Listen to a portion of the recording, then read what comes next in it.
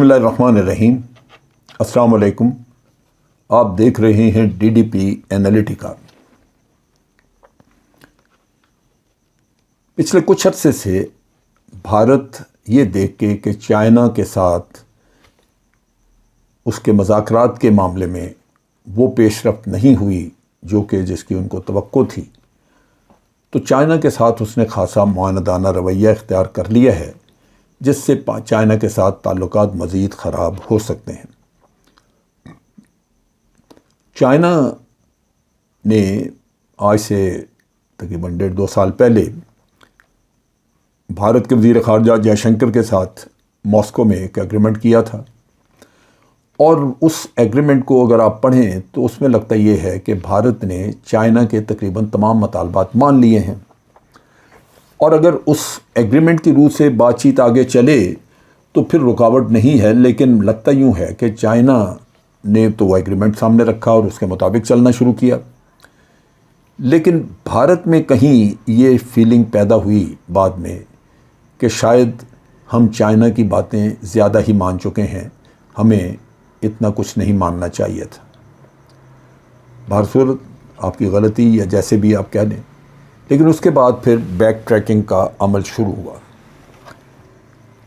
اب یہاں پہ چائنا کوشش بار بار کر رہا ہے کہ تعلقات بھارت کے ساتھ نارمل ہوں، اور اس میں نارمل نہیں تو کم از کم کارڈیل ہوں، ایک بزنس ایکٹیویٹی شروع رہے، لیکن بھارت چائنا کے بزنس کے انٹرسٹ ہیں ان پہ بھی وار کر رہا ہے، چائنیز کمپنیوں کو تنگ کیا جا رہا ہے وہ نکل رہے وہاں پہ، اور اسی طرح جو بارڈر ٹینشن ہے اس پہ بھی بھارتی میڈیا کافی ہائپ کریٹ کر رہا ہے۔ ان حالات میں گو کہ یہ سارا کچھ بھارت کی طرف سے کیا جا رہا ہے، بھارت کو ایک اور فکر لاحق ہے۔ وہ فکر ہے چائنا اور رشیا کے بڑھتے ہوئے تعلقات کی۔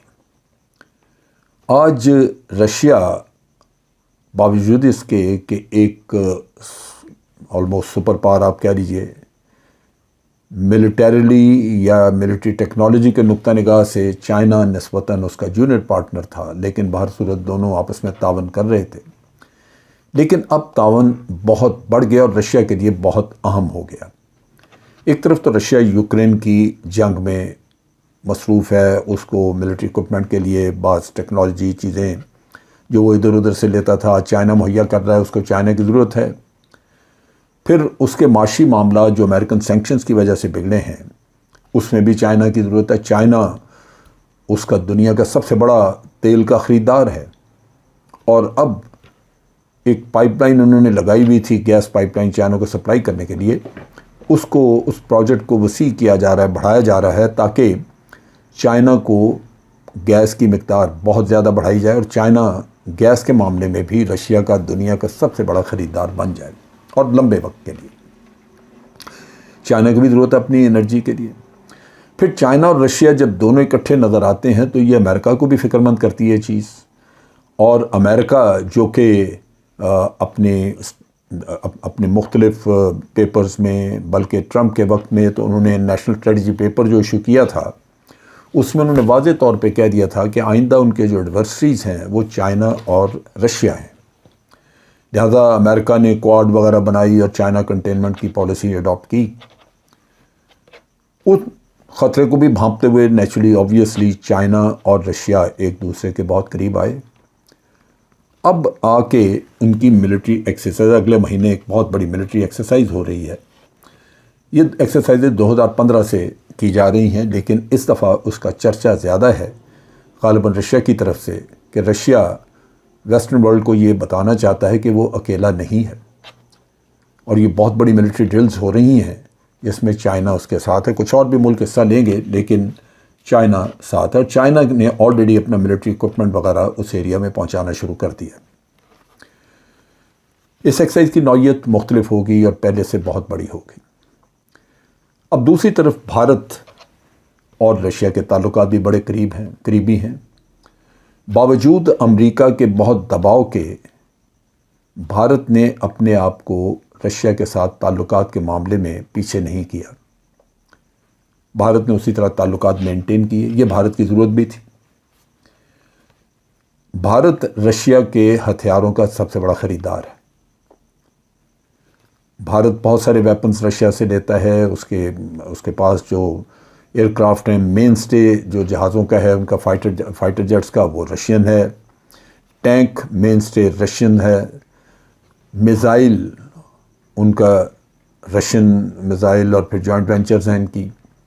اسی طرح مین رائفل سسٹم جو یوز کرتے ہیں AK-203، وہ جوائنٹلی مینوفیکچر کرنی ہے، وہ رشین ہے۔ رشیا کے ساتھ بہت زیادہ تعاون ہے ڈیفنس کے ایریا میں، اور اوور دی ایئرز بھارتی فوج جو ہے وہ رشیا کے تعاون کے اوپر بہت زیادہ ڈیپینڈ کرتی ہے۔ گو کہ بھارت نے بھی ڈائیورسیفائی کیا اپنی پروکیورمنٹ کو۔ ابھی جیسے انہوں نے فرانس سے جہاز لینے شروع کیے ہیں، ڈرونز وغیرہ جو ہیں وہ امریکہ سے لیے ہیں، لے رہے ہیں دائیں بائیں، لیکن پھر بھی میرے نقطہ نگاہ سے 60 سے 70% تک اکوپمنٹ جو ہے وہ رشین اوریجن ہے۔ لہذا رشیا کی گڈ ول کی ضرورت ہے۔ اب جب سے یوکرین کی جنگ وغیرہ شروع ہوئی، یہ مسئلہ آیا، تو رشیا کی طرف سے سپلائی سلو ہو گئیں اور بھارت کو اکوپمنٹ وقت پہ نہیں مل رہا۔ خاص طور پہ S-400 جو بھارت نے بڑے شوق سے خریدا، اور بھارت اس کو چائنا کے بارڈرز پہ لگا رہا ہے، پاکستان کے بارڈرز پہ لگا رہا ہے۔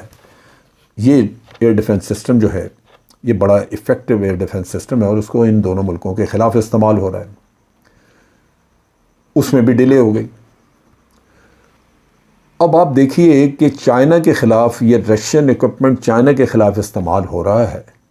چائنا نے اعتراض نہیں کیا، رشیا کو نہیں کہا کہ بھارت کو کیوں بیچ رہے ہو، تو میرے خلاف استعمال ہوگا۔ چائنا کی یہ پالیسی نہیں ہے کہ وہ کسی ملک کو مجبور کرے کہ آپ فلاں سے تعلق رکھیں، فلاں سے نہ رکھیں۔ وہ بائیلیٹرل اپنی ریلیشن شپ رکھتے ہیں، جو میں سمجھتا ہوں کہ بڑا عقل مندانہ طریقہ ہے۔ اب بھارت کی کوشش یہ ہے کہ پہلی بات تو یہ کہ وہ اپنی اہمیت رشیا کو جتائے، کہ اگر رشیا پوری طرح بھارت کا ساتھ نہیں دیتا اور اس کا جھکاؤ چائنا کی طرف زیادہ ہے، تو بھارت پھر امریکہ کا پلڑا پکڑ لے۔ لیکن دوسری طرف بھارت کے جو اسکالرز ہیں وہ ڈرتے ہیں، جانتے ہیں کہ سختی کے وقت میں امریکہ اپنے ساتھیوں کو چھوڑ کے بھاگ جایا کرتا ہے۔ لہٰذا یہ بھی خطرہ آتا ہے کہ ایک طرف سے رشیا سے تعلقات خراب کر بیٹھیں، کل معاملات بگڑیں تو امریکہ بھی چھوڑ کے بھاگ جائے، جو ہوتا رہا ہے۔ لہٰذا اس سٹیج کے اوپر بھارت کی کوشش یہ ہے کہ کسی طرح رشیا کو یہ جتایا جائے کہ ہم آپ کے بڑے ساتھی ہیں، اس مشکل وقت میں ہم نے آپ سے اتنا تیل خریدا جب آپ کو پیسے کی ضرورت تھی، لیکن یہ دونوں طرف ہے۔ رشیا سستا دے رہا ہے، بھارت کو دنیا میں اور کہیں سے اتنا سستا نہیں ملے گا، سو بھارت بھی بڑی کمائی کر رہا ہے۔ مگر بھارت اپنی اہمیت جتانے کے لیے امریکہ کا سہارا اور اس کے ساتھ ساتھ رشیا کی مدد، اور جو نیوٹرل سٹانس اختیار کیا یونائٹڈ نیشن میں بھارت نے ایبسٹین کر کے، ووٹ نہ دے کے، یہ ساری چیزیں رشیا کے پلڑے میں ڈال کے وہ رشیا کو یہ جتانا چاہ رہا ہے کہ دیکھو چائنا کو ہمارے اوپر ترجیح نہ دو۔ اس کے معاملے میں رشیا کی طرف سے کوئی واضح جواب تو نہیں ہے، لیکن میں یہ سوچتا ہوں کہ اگر رشیا آگے سے یہ کہہ دے کہ تم امریکہ کو چھوڑ کے ہمارے ساتھ پوری طرح مل جاؤ، تو ہم چائنا چھوڑ کے تمہارے ساتھ ہو جاتے ہیں، پھر بھارت کا جواب کیا ہوگا؟ میں سمجھتا ہوں کہ یہاں پہ ساری پالیسی میں بہت ہی حماقت والی سوچ ہے۔ حالانکہ بائیلیٹرل ریلیشن شپس ایسی ہوتی ہیں جہاں آپ تیسرے ملک کو چھوڑ کے، آپ کا دشمن ملک ہو سکتا ہے، آپ اپنے تعلقات 1 to 1 بیسس پہ ایک ملک کے ساتھ بناتے ہیں، اس طرح کہ جو آپ کے کامن انٹرسٹ ہیں یا ایسی چیزیں جس پہ کہ کامنالٹی آپ کی سوچ کی، آپ ان پہ مل کے کام کرتے ہیں، ایک دوسرے سے تعاون کرتے ہیں، اور جن چیزوں پہ آپ کے خیالات مختلف ہیں، آپ کے انٹرسٹ مختلف ہیں، ان چیزوں کو آپ اوائڈ کرتے ہیں تاکہ تعلقات بنے رہیں، اور ہر ملک کے ساتھ آپ کی کوئی نہ کوئی کامنالٹی نکل آتی ہے، تجارت کی، صحیح معاشی کوآپریشن کی، اور اس طرح اس خطے میں آپ اپنے آپ کو اچھی طرح چلا بھی سکتے ہیں، اور ایک ایسی پالیسی، فارن پالیسی ہو سکتی ہے جو کہ دونوں ملکوں کے مفاد میں ہو۔ لیکن مجھے اس بات کا اندازہ ہے کہ بھارت نے ہمیشہ اپنے فارن پالیسی میں تنگ نظری کو استعمال کیا ہے، اپنے کلاؤٹ کو اپنی حیثیت سے زیادہ بڑا سمجھا، اپنے آپ کو اپنے وجود اور اپنی طاقت سے زیادہ اسرٹ کرنے کی کوشش کی، جس طرح کہ کشمیر میں یا لداخ میں خود ہی اعلان کر دیا یونیلیٹرلی اور کہا جناب کہ ہم نے اس کو یونین ٹیریٹری بنا دیا، تو پھر آپ کو اس کا خمیازہ بھگتنا پڑا۔ اس طرح کی حرکتیں کرنے سے کبھی بھی آپ کی فارن پالیسی جو ہے وہ سموتھلی نہیں چلتی، کہیں نہ کہیں فرکشنز آتی ہیں۔ لہٰذا آج بھارت جس مخمصے میں پھنسا ہوا ہے کہ رشیا کدھر ہے، چائنا کے ساتھ، اس سے نکلنے کا بڑا آسان رستہ ہے کہ بھارت مل کے چائنا کے ساتھ بیٹھ کے، پاکستان کے ساتھ بیٹھ کے اپنے سرحدی معاملات سلجھائے۔ مذاکرات ہی بہترین حل ہوتا ہے۔ جنگیں چلتی رہیں گی، کبھی آپ کا نقصان، کبھی ہمارا، کبھی چائنا کا، کبھی آپ کا، لیکن اس سے مسئلے تو حل نہیں ہوں گے۔ آئندہ نسلوں کو بھی آپ یہی فساد دے کے جائیں گے۔ لہذا ضروری یہ ہے کہ آپ مذاکرات کی طرف آئیں، معاملات سلجھائیں، اور اس خطے میں سارے ملک مل کے اکٹھے اپنے عوام کی ترقی کے لیے کام کریں گے۔ آج کے لیے اتنا ہی۔ افواج پاکستان زندہ باد، پاکستان پائندہ باد۔